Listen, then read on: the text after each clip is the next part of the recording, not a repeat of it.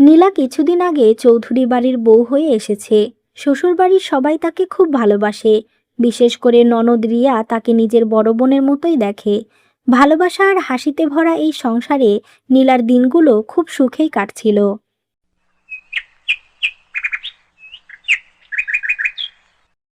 ওরে বাবা, আমার ভাবিজান তো দেখি সকাল হতে না হতেই রান্নার যজ্ঞ বসিয়ে দিয়েছে। তোমার হাতের এই আলুর দমের ঘ্রাণে আমার ঘুম ভেঙে গেছে। তুমি আসার পর থেকে তো মা আমাকে রান্নাঘরেই ঢুকতে দেয় না, শুধু তোমার প্রশংসায় পঞ্চমুখ থাকে। সেটা সত্যি, কিন্তু তার প্রিয় মেয়ে তো তুমি। আর শোনো, আমি তো রান্না করি কারণ তোমরা সবাই আনন্দ করে খাও। তুমি বরং এক কাজ করো, এই সালাডটুকু কেটে দাও, দেখি তোমার হাতের জাদু কেমন। সালাদ কাটা? ঠিক আছে, আজ তোমার খাতিরে এটাও করব। তবে ভাবি, একটা শর্ত আছে। আজ বিকেলে কিন্তু আমাদের সেই শপিং মলে যেতেই হবে। কাল রাতে আরিফ ভাইয়াকে বলেছিলাম, কিন্তু ভাইয়া তো শুধু তোমার কথাই শোনে। তুমি একটু বুঝিয়ে বললে ভাইয়া না করতে পারবে না। আচ্ছা বাবা, আমি আরিফকে বুঝিয়ে বলবো। তুমি যা চাও তাই হবে। আসলে রিয়া, এই বাড়িতে এসে আমি কখনো মনেই করিনি যে আমি অন্য কোনো বাড়িতে এসেছি।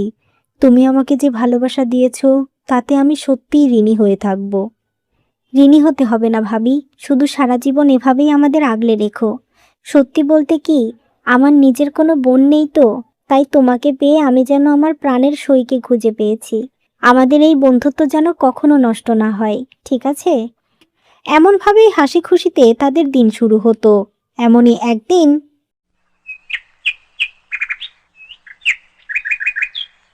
কি রে রিয়া, তোকে আজকে অনেক বেশি খুশি দেখাচ্ছে যে? কোনো সুসংবাদ আছে নাকি? নাকি আবার কোনো নতুন ড্রেসের বায়না ধরেছিস তোর ভাবির কাছে? আরে ভাইয়া, তুমি তো শুধু আমাকেই সন্দেহ করো। ভাবি তো আমার বন্ধুর মতো।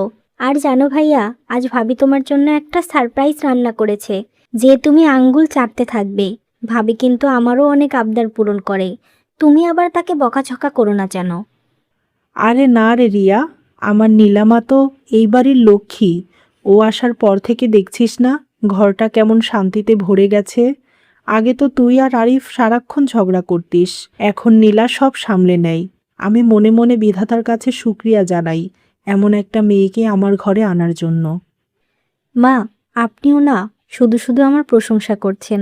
আসলে আপনারাই তো আমাকে আপন করে নিয়েছেন। আর আরিফ, রিয়া বলছিল ও একটু বাইরে ঘুরতে যেতে চায়। অনেক দিন তো হলো কোথাও বের হয় না। যদি তোমার আপত্তি না থাকে, আজ বিকেলে কি আমরা সবাই মিলে একটু পার্কে যেতে পারি? নীলা, তুমি বললে কি আর আমি না করতে পারি? ঠিক আছে, যাও, তোমরা তৈরি হয়ে নাও। আর রিয়া, তুই কিন্তু দেরি করবি না। দেরি করলে আমরা তোকে ছেড়েই চলে যাব। এভাবেই তারা সবাই কথা বলতে থাকে। এমনই একদিন রাতের বেলা। আরিফ, তুমি কি খেয়াল করেছো, রিয়া মেয়েটা দিন দিন কত বড় হয়ে যাচ্ছে? ওর কথাবার্তা, ওর চিন্তা ভাবনা, সব কিছুতেই কত পরিপক্কতা এসেছে। মাঝে মাঝে অবাক লাগে ও আমাকে কতটা বিশ্বাস করে। হ্যাঁ নীলা, আমি সত্যিই খুব খুশি। জানো, রিয়া খুব অভিমানী মেয়ে ছিল। ছোটবেলায় বাবা মারা যাওয়ার পর থেকে ও একটু একা একা থাকতো। কিন্তু তুমি আসার পর থেকে ও যেন ওর প্রাণ ফিরে পেয়েছে। তুমি ওর সাথে যেভাবে বন্ধুর মতো মেশো, সেটা দেখে আমার বুকটা শান্তিতে ভরে যায়। ও আসলে খুব নরম মনের একটা মানুষ। ও যেন সবসময় এমন হাসি খুশিই থাকে। ওর চোখে অনেক স্বপ্ন আরিফ। আমাদের দায়িত্ব সেই স্বপ্নগুলো পূরণ করা। অবশ্যই, আমরা সবাই সবসময় একে অপরের পাশে থাকব। যত বিপদই আসুক, আমাদের এই বাঁধন যেন কখনো আলগা না হয়। নীলা, তোমাকে ধন্যবাদ আমার পরিবারকে এত সুন্দর করে আগলে রাখার জন্য। এমনভাবে তাদের দিনগুলো স্বপ্নের মতোই কাটছিল। ভালোবাসা আর হাসিতে ভরেছিল চৌধুরী বাড়ি। এমনভাবেই কেটে যায় 2 মাস। রিয়া, তুমি তো কিছুই খাচ্ছ না বোন। দেখো, তোমার প্রিয় ভাজি আর পরোটা বানিয়েছি। শরীরটা কি খারাপ লাগছে? তুমি তো আজকাল ঠিকমতো আমাদের সাথে কথাও বলো না। কি হয়েছে তোমার? ভাবি প্লিজ, কেন সবসময় আমার খাবারের দিকে তাকিয়ে থাকো বলো তো? আমার ক্ষুধা নেই ব্যাস, আমাকে জোর করো না। আর আমার শরীর নিয়ে তোমাকে ভাবতে হবে না, আমি ঠিক আছি। রিয়া, এটা কেমন ব্যবহার ভাবির সাথে? ও তোর বড়, তোকে আদর করে জিজ্ঞেস করছে। তুই দিন দিন কেমন যেন খিটখিটে হয়ে যাচ্ছিস। সারাদিন ঘরের দরজা বন্ধ করে থাকিস, ডাকলে জবাব দিস না। কি লুকাচ্ছিস তুই আমাদের কাছে? আমি কিছুই লুকাচ্ছি না মা। তোমরা সবাই কেন আমার পিছনে লেগে আছো? আমি একটু একা থাকতে চাই, সেটা কি অপরাধ? আমি আর খেতে পারবো না, আমার শরীরটা ভালো লাগছে না। এই বলে রিয়া দ্রুত টেবিল ছেড়ে নিজের ঘরে চলে যায়। আর রেহানা বেগম অবাক হয়ে তাকিয়ে থাকে।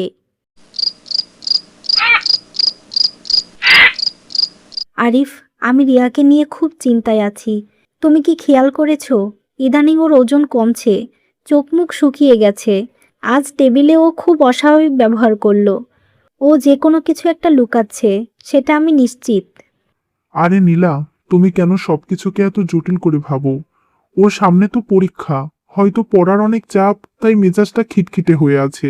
বয়স বাড়লে মেয়েদের এমন অনেক হরমোনাল চেঞ্জ হয়। তুমি বরং ওকে একটু সময় দাও, সব ঠিক হয়ে যাবে। না আরিফ, এটা সাধারণ কোনো পরিবর্তন না। আমি ওর চোখে একটা অদ্ভুত ভয় দেখেছি। আমি আজ ওর ঘরে গিয়েছিলাম, ও আমাকে দেখে দ্রুত কি যেন লুকিয়ে ফেললো। আমার মনে হচ্ছে রিয়া কোনো বড় বিপদে পড়েছে। আমাদের ওর সাথে আরো গুরুত্ব দিয়ে কথা বলা দরকার। দেখো, ও আমার বোন, আমি ওকে চিনি। ও যদি বিপদে পড়তো আমাকে আগে বলতো। তুমি শুধু শুধু সন্দেহ করে ঘরের পরিবেশটা নষ্ট করো না। ঘুমাও এখন, কাল সকালে কথা হবে। এরপর আরিফ ঘুমিয়ে পড়ে, কিন্তু নীলার দুশ্চিন্তায় ঘুম হয় না। এমনভাবে বেশ কিছুদিন কেটে যায়। একদিন রিয়ার বান্ধবী তানিয়া বাড়িতে আসে। রিয়া নিজের দরজা বন্ধ করে তানিয়ার সাথে কথা বলছে, আর নীলা দরজার বাইরে থেকে তাদের কথা শুনতে লাগে। রিয়া, তুই এভাবে কতদিন চলবি? তোর চেহারা দেখলে যে কেউ বুঝে যাবে তুই ঠিক নেই। আন্টিকে বা ভাবিকে কেন বলে দিচ্ছিস না সত্যিটা? তানিয়া, আমি কিভাবে বলবো? আমি নিজেই তো জানি না আমার সাথে কি হয়েছে। আমি শুধু জানি সেই দিনটার পর থেকে আমার জীবনটা নরক হয়ে গেছে। আমি বিশ্বাস করতে পারছি না স্যার এমনটা করতে পারেন। আমার খুব ভয় করছে তানিয়া। আমি ডাক্তার দেখাতে চাই, কিন্তু একা যেতে পারছি না। কিন্তু রিয়া, ঘটনা তো প্রায় 2 মাস হয়ে গেল। তুই কি জানিস এর ফল কি হতে পারে? যদি তোর সন্দেহ সত্যি হয়, তবে সমাজ তোকে বাঁচতে দেবে না রে। চৌধুরী বাড়ির মান সম্মান সব ধুলোয় মিশে যাবে। তুই বরং ভাবিকে সব খুলে বল। নীলা ভাবি তোকে অনেক ভালোবাসে। না তানিয়া, ভাবিকে আমি কিছু বলতে পারবো না। ভাইয়া যদি এসব জানতে পারে, আমি কারো সামনে মুখ দেখাতে পারবো না। ভাইয়া আমাকে অনেক আদর করে, বিশ্বাস কর। এই কলঙ্কের কথা জানলে ভাইয়া মরে যাবে। তার চেয়ে ভালো আমি যদি মরে যাই। দরজার বাইরে দাঁড়িয়ে সুমাইয়া সব কথা শুনে স্তম্ভিত হয়ে যায়। তার পায়ের নিচের মাটি যেন সরে যাচ্ছে। এরপর তানিয়া চলে যাওয়ার পর সুমাইয়া হুট করে রিয়ার ঘরে ঢোকে। তানিয়ার কাছে কোন কলঙ্কের কথা বলছিলে রিয়া? ডাক্তার দেখানোর কথাই বা কেন আসছে? রিয়া, আমার চোখের দিকে তাকিয়ে সত্যিটা বলো। তুমি কি কোনো বড় কিছু লুকাচ্ছ? ভাবি, মানে, না কিছু না, আমি এমনি কথা বলছিলাম। মিথ্যা বলো না। তোমার ব্যাগ থেকে আমি একটা জিনিস পেয়েছি, যেটা তুমি লুকিয়ে রেখেছিলে। রিয়া, তুমি কি প্রেগনেন্ট? কার সাথে তোমার এমন সম্পর্ক ছিল? বলো আমাকে। ভাবি, আমাকে বিশ্বাস করো, আমার কোনো বয়ফ্রেন্ড ছিল না। আমি কোনো অন্যায় করিনি। আমি কিচ্ছু জানি না ভাবি। সেই দিন স্কুলে স্যার আমাকে কোচিংয়ের পর একটু অতিরিক্ত সময় থাকতে বলেছিলেন। তারপর তিনি আমাকে একটা জুস খেতে দেন। ওটা খাওয়ার পর আমার মাথা ঘুরছিল, আমি ঘুমিয়ে পড়েছিলাম। যখন জ্ঞান ফিরল, দেখলাম সব শেষ হয়ে গেছে। আমি ভয়ে কাউকে কিছু বলিনি ভাবি। আমি নির্দোষ, আমাকে বাঁচাও। রিয়ার মুখ থেকে সত্যিটা শুনে নীলা অনেক অবাক হয়ে গেল। সে বিশ্বাসই করতে পারছিল না তার আদরের ননদের সাথে এত বড় অন্যায় হয়েছে। কিন্তু নীলা জানতো এখন কান্না করলে চলবে না। সে রিয়াকে কথা দিল তাকে একা ছাড়বে না, অন্যায়ের বিরুদ্ধে সে দাঁড়াবেই। কি হয়েছে নীলা? রিয়া এভাবে কাঁদছে কেন? আর তুমি বা কেন এত গম্ভীর হয়ে আছো? আমাকে কি কেউ কিছু বলবে? আপনাদের একটা কঠিন সত্য কথা সহ্য করার শক্তি রাখতে হবে। আমাদের রিয়া কোনো অন্যায় করেনি, কিন্তু ওর সাথে অনেক বড় অন্যায় হয়ে গেছে। রিয়া মা হতে চলেছে, আর এর জন্য দায়ী ওর স্কুলের সেই অঙ্ক শিক্ষক, যাকে আমরা সবাই সম্মান করতাম। কি বললে তুমি? রিয়া মা হতে চলেছে? আমাদের বংশের মান সম্মান সব তুই এক নিমেষে শেষ করে দিলি। এসব শোনার আগে আমি মরে কেন গেলাম না?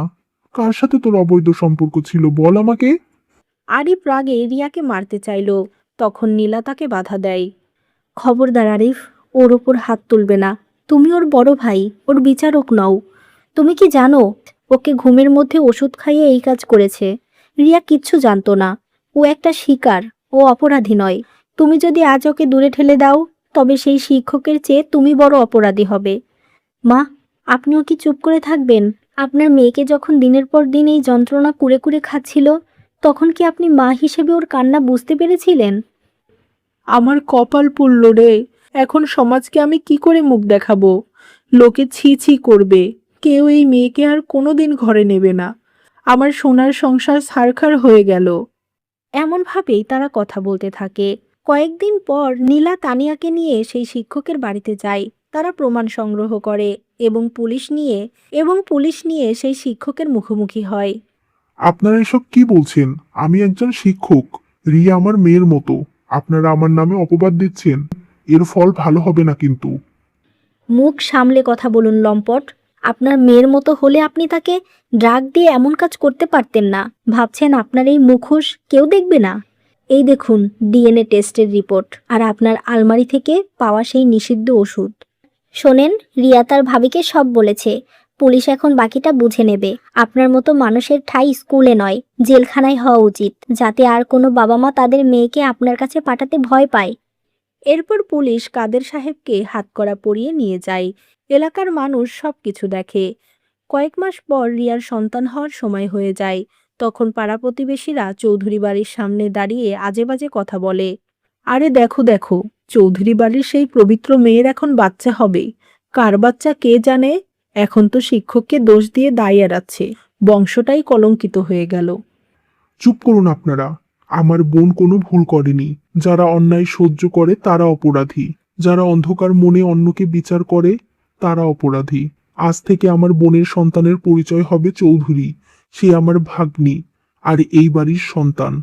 আপনাদের কারো বিচার আমাদের দরকার নেই। এসব কথা শুনে তারা আর কিছু না বলে সেখান থেকে চলে যায়।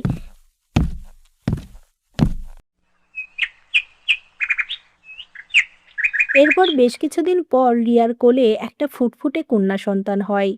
আরিফ, নীলা এবং রিহানা বেগম সবাই খুশি হয়। রিয়া, তুমি একদম চিন্তা করো না। তোমার মেয়ে আজ থেকে আমাদের মা বাবা বলে জানবে। তোমাকে ওর কোনো দায়িত্ব নিতে হবে না। তুমি এখন অনেক ছোট। নিজের মতো করে জীবনটা কাটাও, জীবনে সফল হও। আমরা দুইজনে ওকে বড় করব। ভাবি, আমি ভেবেছিলাম আমি বাঁচব না। আমি ভেবেছিলাম এই শিশুটি হয়তো পৃথিবীর আলো দেখবে না। কিন্তু তোমার জন্য আজ আমি ওকে পৃথিবীতে আনতে পেরেছি। তুমি ওর মা হয়ে সব সময় ওর পাশে থেকো। আর আমার মেয়ে তোমার কাছেই খুব ভালো থাকবে।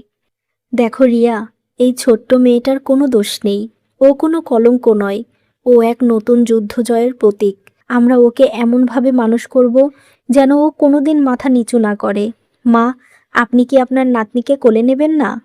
হ্যাঁ বৌমা, অবশ্যই কোলে নেব। তোমরা আমাকে মাফ করে দাও। আমি ভুল ছিলাম। আমার নাতনিটা তো ঠিক ওর মায়ের মতোই দেখতে হয়েছে। ও আমাদের ঘরের লক্ষ্মী হয়ে এসেছে। ও আমাদের ঘরের আলো। এই ছোট প্রাণটার তো কোনো দোষ নেই। এমনভাবেই তারা সবাই সেই ছোট শিশুকে মেনে নেয়।